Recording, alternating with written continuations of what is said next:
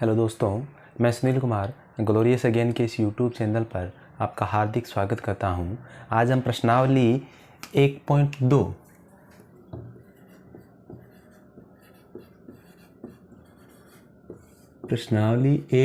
का हमने पहला प्रश्न है वो पूरा कर लिया था। प्रश्नावली 1.2 में दूसरा और तीसरा दो सवाल बाकी रह गए थे। दूसरा सवाल ये है कि सिद्ध कीजिए कि 3 + 2 √5 एक अपरिमेय संख्या है। पहला सवाल था कि √5 एक अपरिमेय संख्या। इस बार सवाल आया है कि 3 + 2 √5 एक अपरिमेय संख्या है। इसको देखो अपरिमेय सिद्ध किस प्रकार से करेंगे। सबसे पहले तो आपको क्या करना है, इसके विपरीत मानना है। तो मान लेंगे माना इसके विपरीत, माना इसके विपरीत 3 + 2 √5 एक परिमेय संख्या। आपको ये परिमेय संख्या माननी है। एक बार परिमेय संख्या, और यदि आपने इसको परिमेय संख्या मान ही लिया है तो परिमेय संख्या को हम किस रूप में लिख सकते हैं? P/Q के रूप में लिख सकते हैं। इसका मतलब हम लिख सकते हैं कि 3 + 2 √5 को हम क्या लिख सकते हैं? P/Q। जहां ये P और Q क्या है? P और Q दोनों ही पूर्णांक है। पहले तुम लिखेंगे कि P तथा Q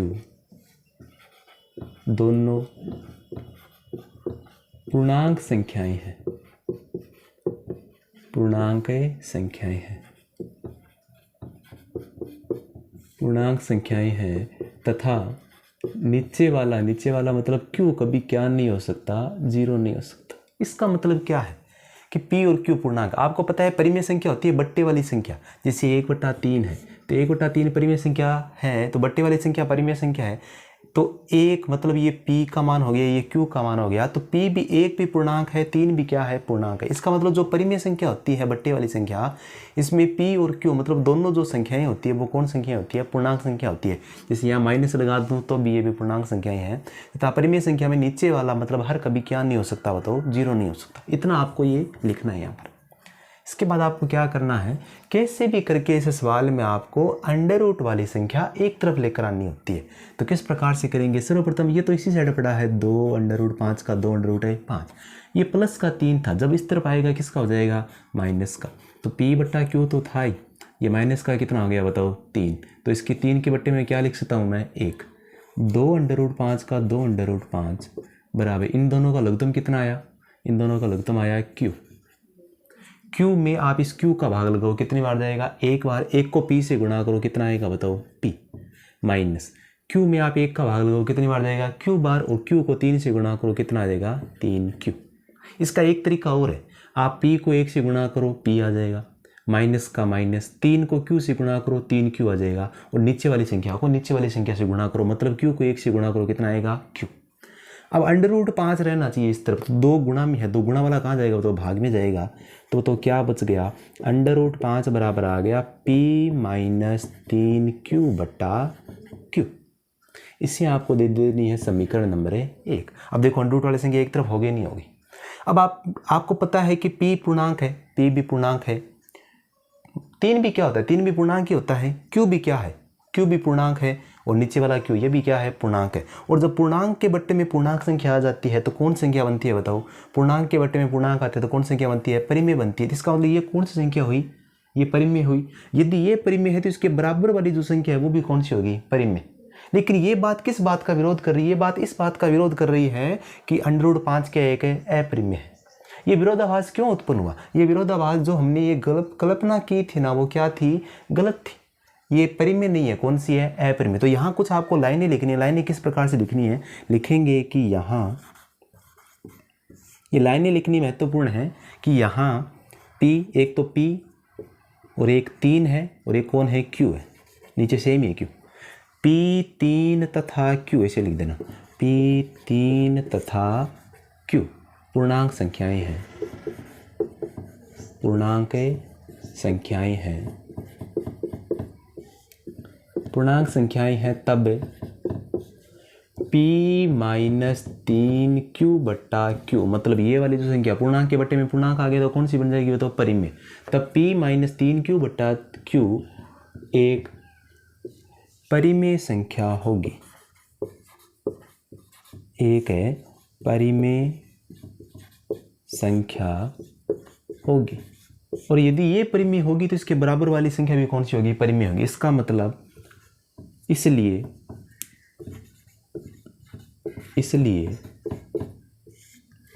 √5 भी एक परिमेय संख्या होगी। √5 भी एक परिमेय संख्या होगी। अब तो ये √5 आपने बोला है कि √5 एक परिमेय संख्या होगी। ये बात है, जो ये लाइन है, ये किस बात का विरोध कर रही है कि √5 एक अपरिमेय है? क्योंकि हमने अपरिमेय सिद्ध किया था। यह तथ्य इस बात का विरोध करता है, यह तथ्य इस बात का विरोध करता है कि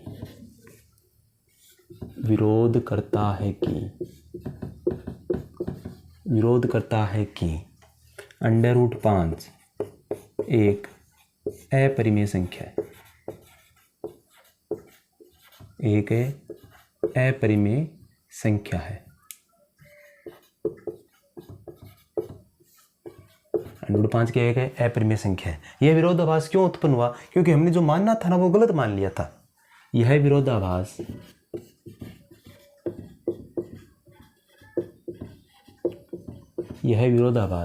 एक त्रुटिपूर्ण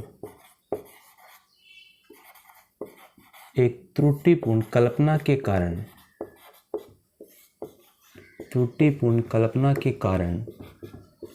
प्राप्त हुआ है। अतः हम निष्कर्ष निकालते हैं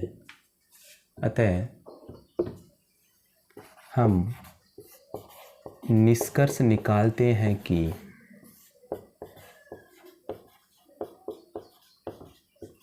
√5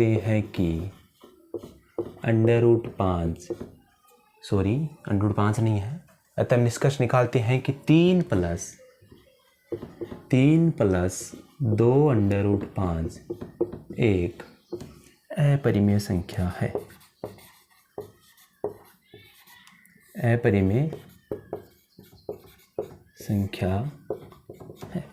ये हमने क्या कर दिया? सिद्ध कर दिया। तो लास्ट में हम क्या लिख सकते हैं? HP इतनी सिद्ध हम लिख सकते हैं। इसी प्रकार से तीसरा सवाल है। तीसरे सवाल में भी आपको ये तीनों संख्याओं को अपरिमेय सिद्ध करना है। किस प्रकार से करेंगे? सेम एज इट इज यही तरीका है। चलो मैं तीसरे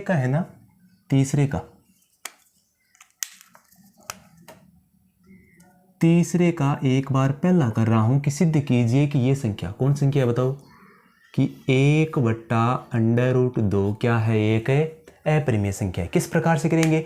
एज इट इज यही तरीका रहेगा। थोड़ा थोड़ा आपको याद रखना है। कैसे याद करेंगे बताओ? पहले ये मान लेंगे कि माना इसके विपरीत, क्या मानोगे? माना इसके विपरीत 1/√2 क्या एक परिमेय संख्या है। यदि ये परिमेय संख्या है तो इसको किस रूप में लिख सकते हैं? P/Q। इसका मतलब यहाँ पर मैं क्या लिखूंगा? यहाँ पर लिखूंगा 1/√2 को क्या लिख सकते हो आप? P/Q। अब आगे इसको मिटा देता हूँ मैं। अब थोड़ा सा यहाँ से मिटाना पड़ेगा वापस, क्योंकि इसकी कैलकुलेशन थोड़ी अलग होगी। बाकी सेम एज इट इज है। अब आपको वही तरीका है कि कैसे भी करके आपको अंडर वाली संख्या एक तरफ लेके आनी होती है। तो मैं क्या करूँगा? मैं करूँगा वज्र गुणा। यहाँ पर क्या करूँगा? वज्र गुणा करूँगा। वज्र गुणा मतलब तिरछा गुणा करो। तो √2 को P से गुणा करो, कितना हो जाएगा? √2P हो जाएगा। और Q को 1 से गुणा करो, कितना आ जाएगा? Q। अब तो P बराबर कितना हो जाएगा? P के गुणा में √2 है, कहाँ चला जाएगा? बताओ, भाग में। P नहीं है, हमें √2 निकालना है। तो √2 इसी तरफ पड़ा है, तो बताओ Q के बट्टे में कौन चला गया? P चला गया। बताओ √2 वाली संख्या एक तरफ होगी? नहीं होगी।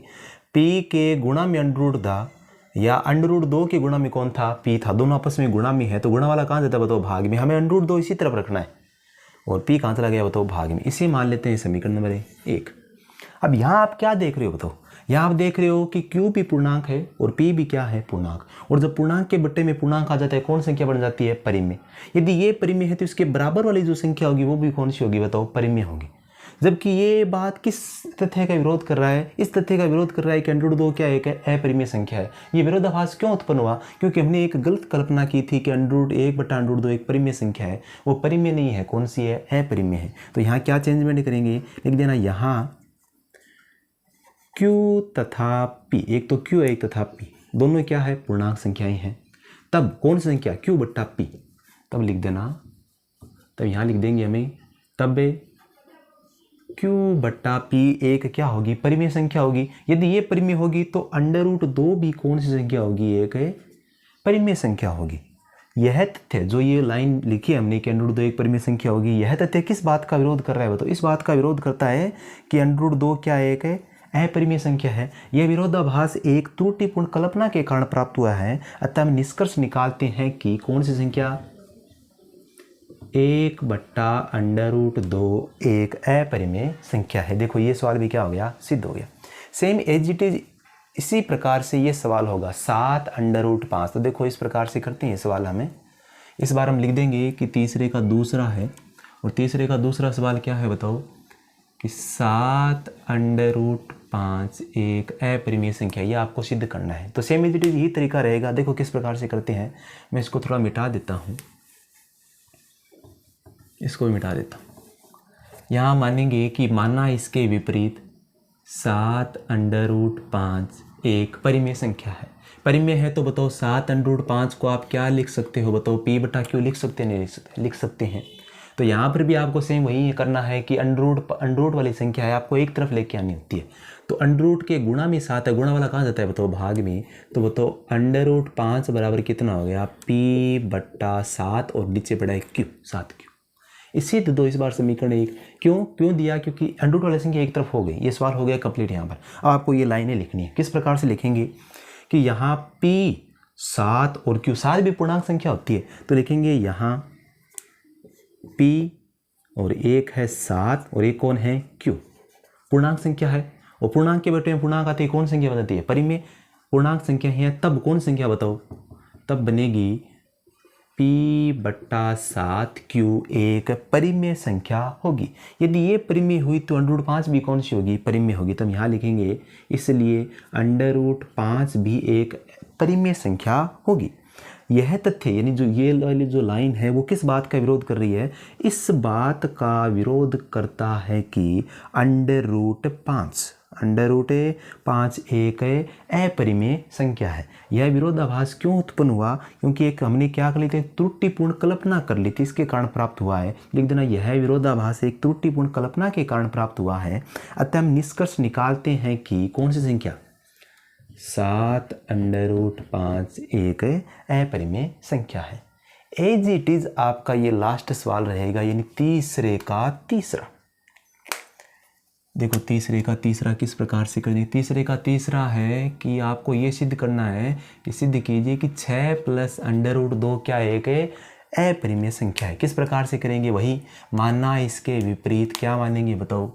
मान लेंगे कि 6 + √2 एक परिमेय संख्या है। यदि ये परिमेय है तो इसको किस रूप में लिख सकते हैं? P/Q के रूप में। तो मैं लिखूंगा 6 + √2 बराबर P/Q। अब आपको क्या करना है? कैसे भी करके कैलकुलेशन करनी है और अंडररूट वाली संख्या एक तरफ ला करानी है। तो देखो 6 प्लस में इस अड़ते किसका हो जाएगा? माइनस का। तो देखो √2 बराबर क्या बचा बताओ? P/Q तो था ही, ये प्लस का था, इस तरफ आते किसका हो जाएगा? माइनस का। और इसके बट्टे में क्या लिख सकता हूँ? 1। √2 बराबर, या तो इनका लघुत्तम ले लो या फिर पीछे वाला तरीका बताया था वो कर लो। P को 1 से गुणा करो P, -6 को Q से गुणा करो 6Q, और बट्टा Q को 1 से गुणा करो Q। बताओ अंडरूट वाली संख्या एक तरफ होगी नहीं होगी? हो गई। इसे दे देता हूँ मैं समीकरण नंबर 1। अब आपको जो लाइनें लिखनी है वही लाइनें, सेम एज इट इज ही लाइनें लिखनी है सभी प्रश्नों में। तो क्या लिखेंगे? यहाँ देखो कौन कौन है? P है, 6 है, Q है और Q है, इतने ही है। तो लिख देंगे कि यहाँ P 6 तथा Q, P 6 तथा Q पूर्णांक संख्याएं हैं। यदि ये पूर्णांक संख्याएं हैं तो पूर्णांक के बट्टे में पूर्णांक आती है, कौन संख्या बताती है? परिमेय। इसलिए पूर्णांक संख्याएं हैं तब कौन सी संख्या? तब p माइनस 6q/q कौन सी संख्या होगी? एक परिमेय संख्या होगी। यदि ये परिमेय होगी तो ये भी कौन सी होगी? परिमेय। इसलिए √2 भी एक परिमेय संख्या होगी। ये वाली जो लाइन है वो किस बात का विरोध कर रही है बताओ? यह इस तथ्य का लिख देना, यह तथ्य इस बात का विरोध करता है कि √2 एक अपरिमेय संख्या है। √2 एक अपरिमेय संख्या इस बात का विरोध करता है नहीं करता? करता है। अपरिमेय संख्या, ये विरोधाभास क्यों उत्पन्न हुआ? क्योंकि अपने एक क्या कर ली थी? एक त्रुटिपूर्ण कल्पना कर ली थी। यह विरोधाभास एक त्रुटिपूर्ण कल्पना के कारण प्राप्त हुआ है। अतः हम निष्कर्ष निकालते हैं कि कौन सी संख्या 6 + √2 एक अपरिमेय संख्या है। इस प्रकार से हमने 1.2 के प्रश्न नंबर 2 और प्रश्न नंबर 3 के 3 सवाल थे, तीनों के तीनों सवाल कर लिए। मैं आशा करता हूं कि आपको ये सवाल समझ में आए होंगे। यदि समझ में आए हैं तो इस वीडियो को लाइक, शेयर और सब्सक्राइब जरूर करें। Thank you. जय हिंद, जय भारत।